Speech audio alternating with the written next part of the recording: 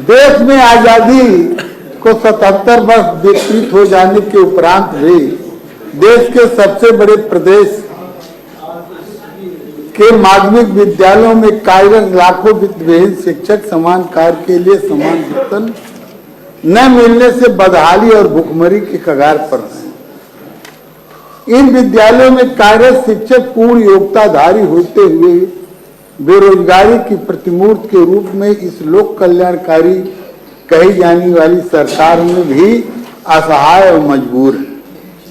माध्यमिक शिक्षा में 2/3 की भागीदारी करने वाले उक्त वित्तविहीन विद्यालयों में कार्यरत लगभग 3 लाख से अधिक शिक्षक सरकार की घोर उपेक्षात्मक रवैये के कारण अभिशप्त और विपन्नता का जीवन जीने के लिए बाध्य।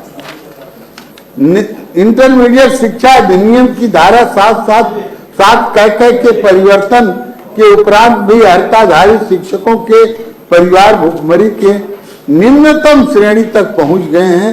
माननीय उच्च न्यायालय के मुख्य न्यायाधीश की अध्यक्षता वाली बेंच ने अपने दिनांक 26 अक्टूबर 16 के निर्णय के समान कार्य के लिए समान वेतन का आदेश पारित किया है, किंतु खेद एवं आश्चर्य का विषय है कि उसका पालन अद्यतन नहीं हो पाया। वैश्विक महामारी कोरोना के कालखंड में सरकार ने सभी वर्गों के कुछ न कुछ सहायता किया, किंतु उक्त वित्तविहीन विद्यालयों में कार्यरत शिक्षकों को आपदा काल में भी कोई सहायता धनराशि प्रदान नहीं की गई, जो दुर्भाग्यपूर्ण है। शासन द्वारा 5 सितंबर 2021 को इन शिक्षकों को बैंक के माध्यम से वेतन प्रदान करने का आदेश हो चुका है। प्रदेश के लगभग 26,000 वित्तविहीन विद्यालयों में कार्यरत उक्त शिक्षकों को सेवा शर्तों से आच्छादित करने के संबंध सरकार द्वारा विचार किया जा रहा था, किंतु अभी तक उसका कोई अपेक्षित परिणाम नहीं आया। समान कार्य के लिए समान वेतन की जब तक व्यवस्था न हो जाए तब तक कम से कम 25,000 मासिक वेतन दिया जाना अपरिहार्य हो गया है।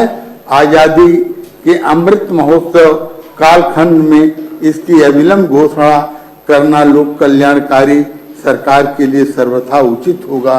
समान कार्य के लिए समान वेतन न दिए जाने, सेवा शर्त लागू न होने, यो कम से कम रुपए 25,000 मासिक वेतन की व्यवस्था सुनिश्चित न किए जाने से प्रदेश के लाखों वित्तविहीन शिक्षकों में गहरा रोष, क्षोभ एवं आक्रोश व्याप्त है। स्थिति चिंताजनक एवं विस्फोटक है। अतः इस अविलंबनीय और लोक महत्व के सुनिश्चित परस्पर चर्चा करने के लिए यह सदन अपना कार्य आज का कार्य स्थगित करता है। महोदय, मैं आपके प्रति धन्यवाद ज्ञापित करूंगा कि कम से कम यह जो पिछले सत्रों में यह प्रकरण उठे, आपने नेता सदन को आदेश दिया, नेता सदन ने बैठक भी बुलाई, उसमें केवल बातें हुई, कोई निष्कर्ष नहीं निकला। यह कोई राजपाट करने का प्रकरण नहीं है। मन में यह उन ऐसे असहाय लोगों का प्रकरण है जो सरकार के मंशा को, गरीब परिवार के बच्चों को अपने संसाधन से प्रबंध तंत्रों ने स्थापित किया और उसमें जो है कार्य करने वाले जो समाज उनको गुरु का दर्जा दिया है, समाज उनको बुद्धिजीवी का दर्जा दिया है, जिनको समाज की भावी पीढ़ी उनको अपना मॉडल मानती है, उनकी न तो कोई आज तक कोई सेवा सुरक्षा है, न तो कोई वेतनमान है, न तो आने वाला दिन उनका उज्जवल है। यह उच्च सदन है माननीय, यह लाखों लाख लोगों के परिवारों के जीवन मरण का है माननीय। मैं आज यह जरूर कहूंगा कि वह अपने मन के अनुसार अपने बच्चे को एक टॉफी नहीं ले जा सकते माननीय। एक बिस्कुट नहीं ले जा सकते हैं, बीमार परिवार के लिए दवा की व्यवस्था नहीं करा सकते। सदन है, यहाँ कोई राजनीति नहीं है मानवर कि कुछ कोई भी उत्तर दे दिया जाए तो उससे किसी का हल हो, लेकिन ऐसा नहीं है मानवर। मैं आज के अवसर पर केवल आपसे यह कहना चाहता हूं कि आखिरकार 1987 से यह शुरू परंपरा आज जो 39 बरस के लगभग हो गई है, कोई सेवा शर्त क्यों नहीं बनी? कोई सेवा शर्त नहीं बनी है मान्यवर। एक बार की बात है कि मान्यता में विलंब हो रहा था, कोर्ट ने कहा सुसंगत धाराओं में मान्यता दिया जाए, मान्यता दिया गया मान्यवर। कोर्ट के आदेश पर 7/4 में दिया गया और लिख दिया गया कि वेतन वितरण अधिनियम 1971 और चयन बोर्ड अधिनियम 1982 प्रभावी नहीं होगा। जब 7/4 में मान्यता दे दी गई मान्यवर, तो मेरा आपसे करबद्ध निवेदन है, आपके माध्यम से नेता सदन से, सरकार से, अपने शिक्षा मंत्री से, मान्यवर, कि क्या माध्यमिक शिक्षा अधिनियम शेष अध्यापकों पर जो 7 कह के अंतर्गत मान्यता पाए हैं, उसको 7/4 में कन्वर्ट करके उन पर माध्यमिक सेवा अधिनियम 1921 प्रभावी है? ऐसा कोई आदेश किसी अधिकारी ने इस प्रदेश से निकाला? आज कोई व्यवस्था है ही नहीं मान्यवर। सरस्वती के पावन मंदिर की जो स्थितियां हैं, जहां गरीब परिवार के बच्चे गुणवत्ता पर शिक्षा प्राप्त करके मानवर समाज में आगे बढ़ करके देश की एकता और अखंडता को और आर्थिक स्थिति को सुदृढ़ करते हैं, मानवर उनको पढ़ाने वाले शिक्षकों का कोई पुरसा हाल नहीं। एक कोरोना काल आया मानवर, वैश्विक महामारी, सरकार ने उसको चुनौती के रूप में स्वीकार किया, सबको दिया, सबको राहत दिया, प्रवासियों को दिया, यहां तक कि प्रवासियों को लाया गया, संसाधनों से उनके घर पहुंचाया गया, उनको कोरोना से मुक्त करने के लिए उन्हीं प्राथमिक विद्यालयों में, इंटर कॉलेजों में उनको एकांत में रखा गया। वो अभी काम शिक्षकों ने किया। बड़े बड़े अधिकारी वह उनको छुआछूत के नाते हुए दूर से बात करते थे, लेकिन पैकेट हाथ पर शिक्षकों ने दिया। आज स्थिति यह है माननीय कि अब क्या कहा जाए कि प्रबंधक की कृपा न हो तो वह अपने चौथे पन में जाए, तीसरे पन में जवान तो बिता दिया, अब बुढ़ापे में कहा जाए, रिटायर हो तो फिर क्या लेकर के जाए। ईपीएफ तक नहीं लागू हुई। उन संस्थाओं में जो कि यह सेवा नियमावली है, यह सरकार कल्याणकारी सरकारों की व्यवस्था है कि कोई भी कर्मचारी नियुक्त हो तो उसको ईपीएफ की व्यवस्था हो, जीपीएफ की व्यवस्था हो, पेंशन की व्यवस्था हो। आजादी के पहले भी राजघरानों में भी था। अब जो राजघराने के थे वो लोग तो जानते होंगे बाबू आदरणीय मंत्री जी, वह जानते थे कि अपने काम करने वाले लोगों को कुछ न कुछ पेंशन देते थे। लेकिन आज अब हम तो क्या बेबसी है मानवर, मैं अपने जीवन में पहली बार बेबसी देखता हूं कि सौभाग्य से हमारी मंत्री जो है वह अध्यापक भी रही, प्रधानाचार्य भी रही, सेवानिवृत्त भी हुई, सब देखा है, देखा ही नहीं, देख सुना है, भोगा है, लेकिन फिर भी इस उच्च सदन में क्यों बेबस हैं? सही बात कहने में कहाँ उनको कौन सी परेशानी हो रही है, कहाँ स्वर्ग में सीढ़ी लगाएंगी, हम यही नहीं समझ पाते हैं मान्यवर कि सही बात कहने में कि क्यों नहीं उसको स्वीकार करती हैं। जो देखा हो मान्यवर वह तो जो है मान्यवर उनको स्वीकार करना चाहिए कि इन विद्यालयों। एक बार मैं क्वेश्चन लगाया मान्यवर, माननीय मुख्यमंत्री जी भी कृपा पूर्वक पधारे थे, तो उन्होंने कहा कि त्रिपाठी जी आप तो श्रमिक शिक्षक नेता से श्रमिक नेता, अध्यापक कामगार है, वह बोनस पाता है एक श्रमिक की तरह, और न्यूनतम मजदूरी जो है एक कामगार का एक जो कैटेगरी है सरकारों ने बनाया है, अकुशल, अर्धकुशल, कुशल, अति कुशल, सबकी कैटेगरी बनाया है माननीय सभापति जी।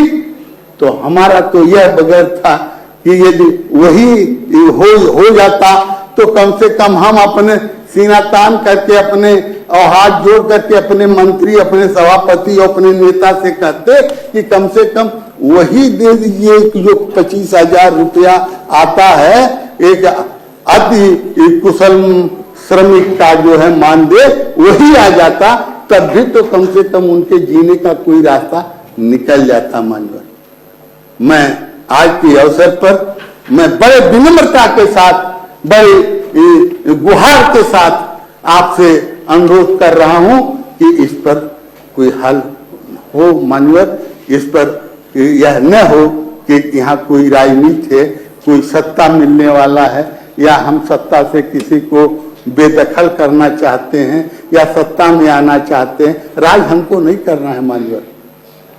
मैं केवल अपने उन मतदाताओं की पीड़ा को इस सदन में, उस सदन में जो इस सदन की एक बड़ी गरिमा रहे, बड़े बड़े लोग रहे, सबसे प्राचीन है इस देश का, सबसे प्राचीनतम यह सदन है देश का, और उसकी गरिमा रही है, उसमें शिक्षा मंत्री माननीय हमारी पूर्व प्रधानाचार्य देवी जी हैं। अब नेता सदन नहीं है, अब आप भी कहा किसको आप वो करेंगे, लेकिन तमाम कैबिनेट मंत्री हैं हमारी, वह हैं और आप हैं। अब कोई निर्देश जैसे आप चाहते हैं, समाप्त करिए। मेरा विश्वास है नेता प्रतिपक्ष कि माननीय सभापति जी चाहते हैं, लेकिन अब किसको दें वह निर्देश हुआ। तो मैं आपसे अनुरोध करता हूं कि इस पर कोई न कोई रास्ता निकाला जाए और इस पर इसको वित्त विहीन शिक्षकों को जैसे पहले की बात, तमाम सरकारें आई मानवर, सबने राज किया, चाहे जिस तरह के कपड़े पहन करके आए, झंडे लेकर के आए, सबने राज किया, लेकिन जब जो आया वो सेल्फ फाइनेंस को बढ़ाता गया, वो रोका नहीं।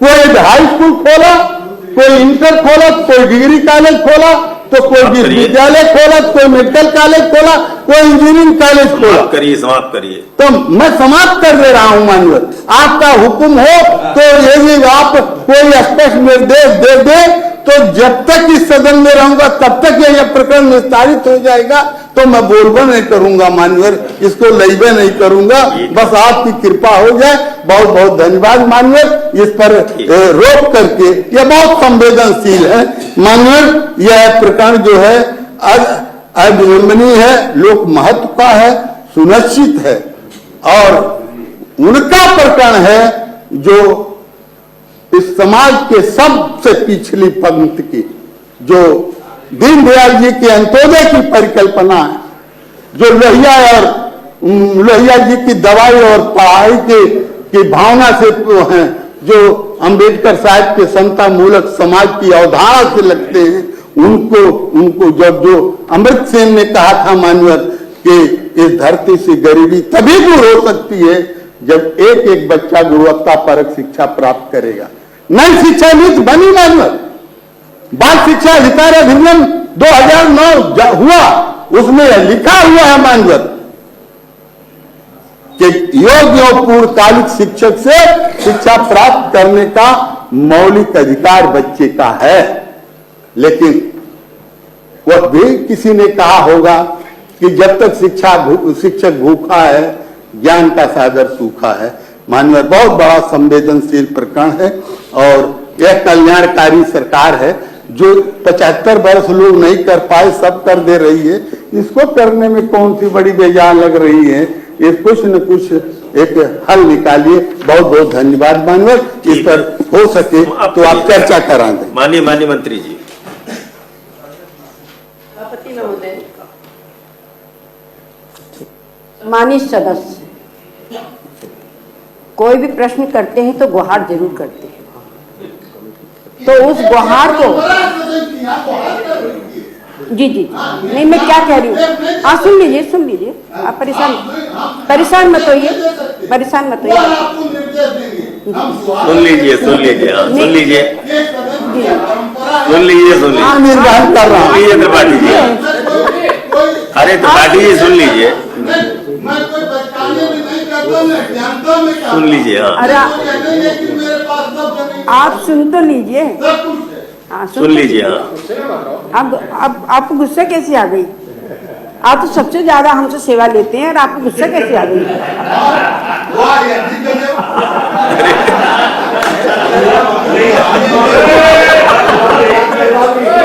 अब मानवर हम इस सदन के सेवक हैं तो आपसे गुहार नहीं करेंगे, आपसे अपने मतदाताओं की बात नहीं कहेंगे। आप अब हम योग्य मंत्रियों को जो है वो उत्तर नहीं दे, अब निर्देश नहीं देंगे। हम इनके पास आर्जुआ करने जाते हैं, कोई गोली बंदूक लेकर के थोड़े जाते, वहाँ तो निवेदन करते हैं। मेरी बात अधूरी रहेगी। हाँ, जवाब देने से पहले कहना चाह रही हूँ सभापति महोदय, माननीय मंत्री, जो गुहार शब्द मैंने कहा, करना भी चाहिए, लेकिन इंसान की तो बात छोड़िए, अगर सच्ची गुहार हो तो भगवान सुन लेते हैं। इंसान को बहुत मान्यवर, मैं ये बताना चाहूंगी आपके माध्यम से सम्मानित सदस्य के लिए, ये मामला विगत में भी आ चुका है और हमेशा ही इसका जवाब दिया जा चुका है और आज भी मैं दे रही हूँ कि निर्धारित सेवा शर्तों के अनुसार वित्त विहीन विद्यालयों के अंशकालिक अध्यापकों की परिवृत्तियों का भुगतान का दायित्व संस्था प्रबंध का है, पहले भी बताया जा चुका है। इसके अतिरिक्त वित्त विहीन शिक्षकों को अलग से मानदेय दिए जाने के संबंध में कोई व्यवस्था निर्धारित नहीं है। मान्यवर, अंशकालिक अध्यापकों को प्रबंध तंत्र अपने स्रोतों से परिलब्धियों का भुगतान करेगा और ये भुगतान संपूर्ण शिक्षा सत्र के लिए नियमित रूप से किया जाएगा, जिसका लेखा जोखा रखा जाएगा। अंशकालिक अध्यापकों की परिलब्धियां न्यूनतम मजदूरी अधिनियम के उपबंधों में कुशल श्रमिक हेतु मजदूरी की व्यवस्था के अनुसार समय समय पर जारी अधिसूचनाओं से निर्धारित मजदूरी से कम नहीं होगी। इसके अलावा मान्यवर, उक्त के अतिरिक्त सरकार द्वारा वित्त विहीन मान्यता प्राप्त विद्यालयों के शिक्षकों को प्रदत्त वेतन परिलब्धियों का भुगतान प्रबंध तंत्र द्वारा चेक के माध्यम से यह संबंधित शिक्षक के बैंक खाते से सीधे ट्रांसफर किए जाने के संबंध में व्यवस्था निर्धारित की गई है। वित्त विहीन विद्यालयों की मान्यता के लिए पूर्व निर्धारित शर्त यह है कि शिक्षकों के वेतन आदि की व्यवस्था प्रबंध तंत्र द्वारा स्वयं निजी स्रोतों से ही की जाएगी। अतएव ऐसे शिक्षकों को वेतन मानदेय आदि देने का दायित्व सरकार का नहीं है। अनिल त्रिपाठी जी, मैं आपके माध्यम से माननीय मंत्री जी से दो जिज्ञासा जानना चाहता हूं कि जो माननीय उच्च न्यायालय के निर्देश पर जो मान्यताएं दी गई 7(4) के अंतर्गत, क्या उन पर माध्यमिक शिक्षा अधिनियम 1921 प्रभावी है? नंबर 2, क्या उस तरह की मान्यता के वाले विद्यालयों में पहले वेतन वितरण अधिनियम लागू होने के पहले या अनुदान सूची पर आने के पहले एमआर जाता था, एमआर जाकर के उस पर जो है बजट आता था और उसका भुगतान होता था? उन विद्यालयों में व्यस्त जी जानते हैं, उस विद्यालय में भाषा अध्यापक, त्रिभाषा अध्यापक होते थे जिनके वेतन का दायित्व सरकार लेती थी। क्या माननीय मंत्री जी जो जिन विद्यालयों को 7/4 में मान्यता दिया है उनको यह प्रदान कर रहे हैं कि नहीं कर रहे हैं? यदि नहीं कर रहे हैं तो क्यों उसका उल्लंघन हो रहा है? नंबर 2, क्या माननीय मंत्री जी आपके माध्यम से मैं यह जानना चाहता हूं कि जब मान्यता पूरी दी जाए, अंशकालिक तो शिक्षक वह होते थे कि जिन विद्यालयों में पाठ मान्यता थी, सब लोग जानते हैं। अब जब कक्षा 6 से लेकर के कक्षा 12 तक मान्यता दी जा रही है तो वहां अंशकालिक कहां हो गया? वहां तो पूर्णकालिक शिक्षक हैं। वह पूर्णकालिक शिक्षक पूरे वर्ष नहीं अपना पूरी सेवा काल बिता रहे हैं, अब रिटायर होने के भी करीब है मानवर।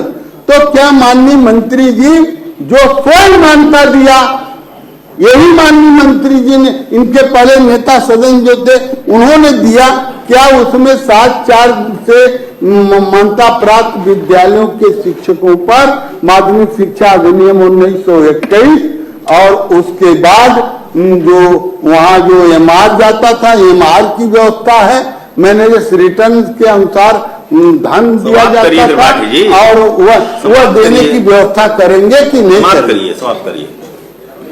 माननीय सभापति महोदय, माननीय मंत्री जी ने जो उत्तर दिया वह बिल्कुल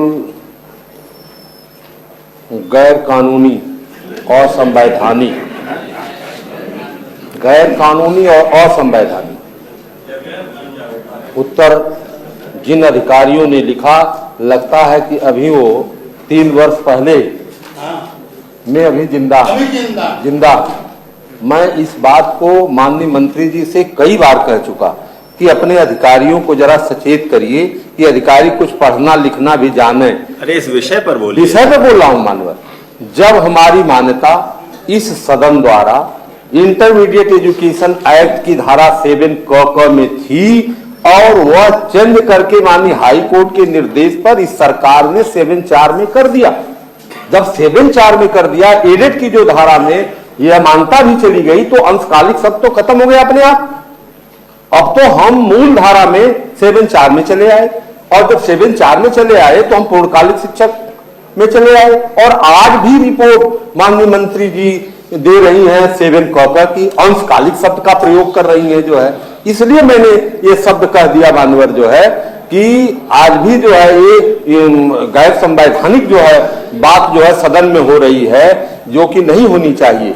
और मैं यह भी चाहूंगा जो है माननीय सभापति महोदय आपके माध्यम से कि माननीय मंत्री जी उस पर स्पष्टीकरण जो है अपने अधिकारियों से मांगे जो शिक्षा विभाग में अशिक्षित अधिकारी बैठे हुए हैं कि जो अब कानून को नहीं पढ़ते, अमेंडमेंट को नहीं पढ़ते, अमेंडमेंट के पूर्व की जो रिपोर्ट है उसको आज जो है दे रहे हैं।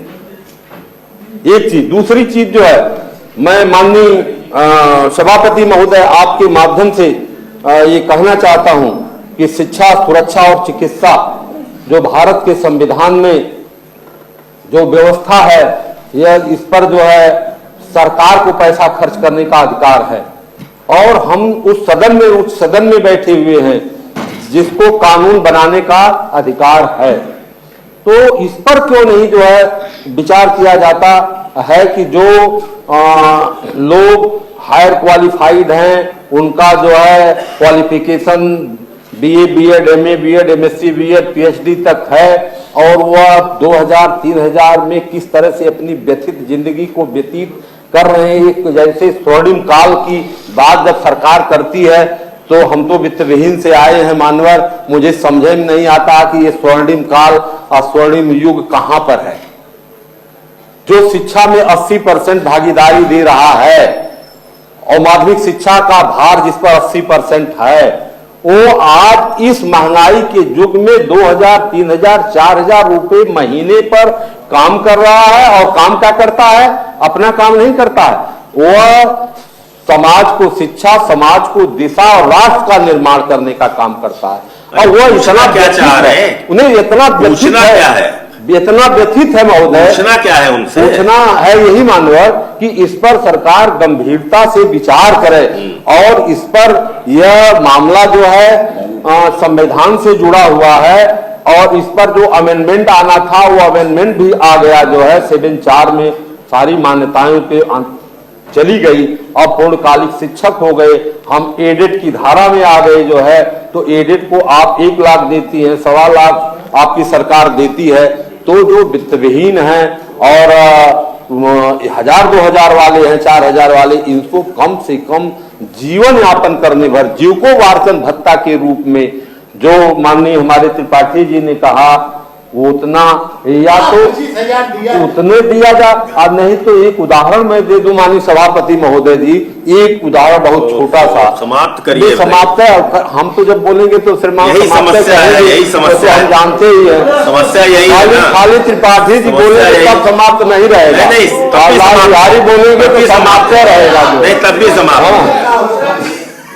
सुनिए, एक चीज कहना चाहता हूँ, मेरी बात जरा कहिए। अरे इससे नीचे कहिए। एक हमारे समाज में झाड़ू देने के नाम पर सफाई कर्मी, झाड़ू देने पर के नाम पर सफाई कर्मी की नियुक्ति है, और वो सफाई कर्मी किसी गांव में सफाई नहीं करता है, और उसका वेतन यही सरकार 35,000 से 40,000 रुपया महीना दे रही है। और जो वास्तव में समाज की सफाई करता है, अंधकार से समाज को प्रकाश की तरफ ले जा रहा है, उसके लिए पैसे नहीं है। ये कितनी बड़ी विडंबना है। ये कौन सा स्वर्णिम काल है? का विषय है ये कौन सा जो सूचना है, कौन सा स्वर्णिम काल है? संबंध चाहिए। ये कौन सा स्वर्णिम काल सरकार मना रही है? सबका साथ सबका विकास का नारा हमारे लिए कहाँ चला गया? ये वित्तविहीन के लिए सबका साथ सबका विकास कहाँ चला गया? विरोधी दल 105 की सूचना जिस विषय पर उसी पर रही है। माननीय सभापति महोदय, उसी पर बोल रहा हूँ मानवर। ये अच्छा मैं विषयांतर नहीं होता हूँ, विषयांतर कुछ लोग कर देते हैं। सफाई कर्मचारी पर चले गए। अब मैं उदाहरण दूंगा सर, तो त्रिपाठी मैं तो उदाहरण दे रहा हूँ। कमाल है। ये वही समाज में जो झाड़ू नहीं लगाता है, ये 35,000 से 40,000 पाता है, जो वास्तविक झाड़ू लगाता है वो 3,000 4,000 पाता है। ये कैसा स्वर्णिम काल है? हम नहीं कह रहे नेता विरोधी दल को हम बिल्कुल नहीं टोक रहे, वो जितना बोलना चाहे बोले जी। जब आदमी लोग रोकेंगे तभी वो मानेंगे। नहीं, अब बैठ जाए त्रिपाठी जी, बैठ जाए। हम वही बैठे, हम भी आपसे कहें तो हमसे भी सितारे हमारी भी सुन ले जो है, आपकी तो सुनते ही है, जरा हमारी भी सुन ले जो है सभापति महोदय। इसलिए मैं माननीय सभापति महोदय से ये निवेदन करना चाहता हूं कि माननीय नेता सदन की कुर्सी खाली नहीं है। माननीय नेता सदन के रूप में माननीय मंत्री जी बैठे हुए हैं, इसलिए नेता सदन नहीं है ये शब्द नहीं कहा जा सकता जो है। नेता सदन हैं और माननीय मंत्री जी हैं। उदारता पूर्वक इस पर विचार हो कि इस समाज में हायर क्वालिफाइड लोग, समाज में जो समाज को शिक्षा, दिशा और राष्ट्र का निर्माण में लगे हैं, उनके लिए सहानुभूति पूर्वक सरकार विचार करे और उनको जीविकोपार्जन के रूप में कम से कम 25-30 हजार रुपया महीना तो दे, न जो है सफाई कर्मी के बराबर दे, तो उनसे भी थोड़ा कम करके जरूर देने का काम करे। माननीय मंत्री जी कुछ कहना है? इसमें बस इतना ही कहना है मुझे कि अधिनियम प्रभावी है, किंतु वर्तमान में प्रदत्त मान्यता प्राप्त विद्यालयों को वेतन आदि की व्यवस्था प्रबंधन तंत्र को अपने स्रोतों से ही करनी पड़ेगी। ये मैं पहले भी कह चुकी हूँ और अब भी माननीय बताया। ठीक है, कार्य स्थगन स्वीकार, सरकार को आवश्यक कार्रवाई है संदर्भित। क्या है कि 7/4 में जो मान्यता दी गई उन पर क्या लागू है? त्रिपाठी जी, वह नहीं आया, ये है ना, वह नहीं आया। यह सदन को गुमराह किया जा रहा है, अवमानना किया जा रहा है। यह तो विशेषाधिकार का मामला बनता है मानवर। इस तरह से उत्तर नहीं होता है। 7/4 में मानता इसी सरकार ने दिया, इसी सदन में बताया गया, इसी सदन में कहा गया कि जो है वह वेतन वितरण अधिनियम 1971 नहीं लागू होगा। इसी सदन में कहा गया कि चयन बोर्ड अधिनियम 1982 नहीं लागू होगा और 7/4 में मान्यता दी गई। जो 7/4 में पहले की व्यवस्था है वह दिया जाना चाहिए। आज उनको भी अंशकालिक कहा जा रहा है, यह सदन की अवमानना है मानवर। इस पर विशेषाधिकार बनता है मानवर। यह मैं आपसे निवेदन करूंगा कि आज सदन के गुमराह हुए, मैं कल नोटिस जरूर दूंगा। ये ठीक है त्रिपाठी जी, ऐसा है ना, आपने अपना विषय रख दिया और माननीय मंत्री जी ने सरकार का जो पक्ष था वो माननीय मंत्री जी ने रख दिया। इसके अलावा और हम लोग क्या कर सकते हैं?